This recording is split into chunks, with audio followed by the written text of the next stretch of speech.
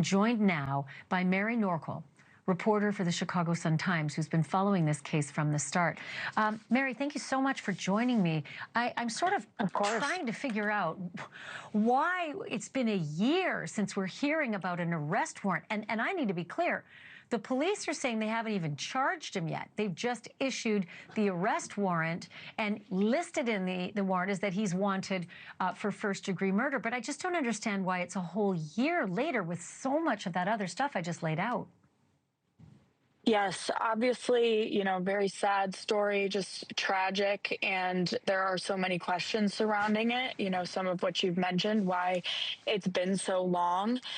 There's a lot of factors at play here. Sometimes legal things just don't move very quickly. And in this case, he has not only legal cases now in Illinois, but also Michigan.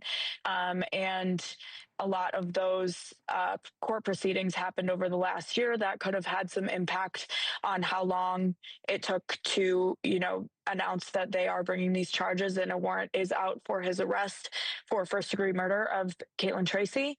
Another thing that we can't forget here is that it takes a lot for the state's attorney to bring charges for murder, especially first-degree murder. So, unless we are privy to that investigation, and we might be if the trial progresses, but unless we know that, there are going to be a lot of questions swirling around this case. Yeah, I'll say. I mean, I'm always aware that cops, need to have everything buttoned up before they charge and the clock starts ticking on prosecution.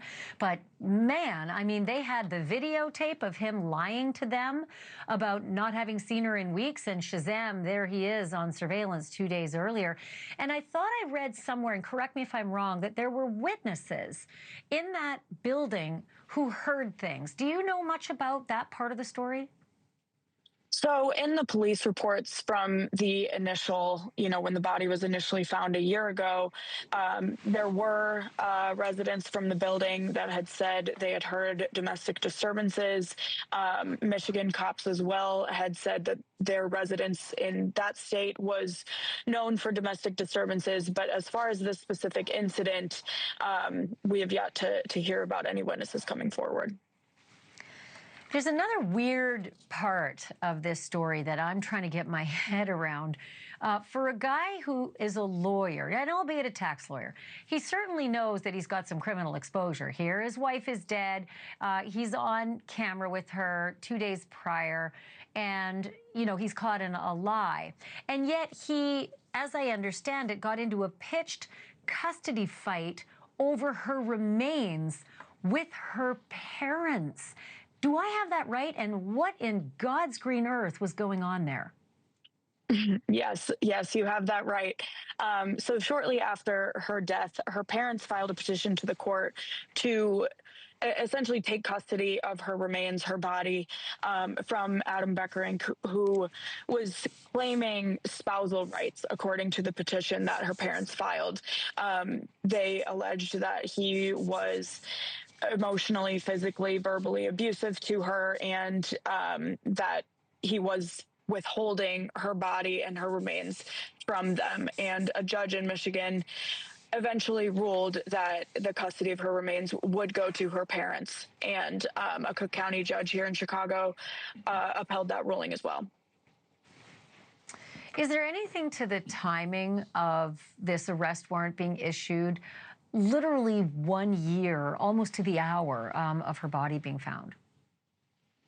Yeah, I mean, that's another question that I think a lot of us have, reporters included, and it kind of does go back to that same point of, people who are privy to the investigation will have so much more to say definitively than we will, but it does definitely raise some questions about the timing and also his sentencing in the domestic abuse case in Michigan. So all told, I mean, you've been on this story for a long time. How does this murder case, and I'll call it a murder case instead of a murder charge, because he's got to be extradited after he's finished serving in Michigan, the domestic assault. How does this murder story, this murder case, stack up at this point against him? Is it looking like a bit of a slam dunk, or is this an uphill battle for prosecutors?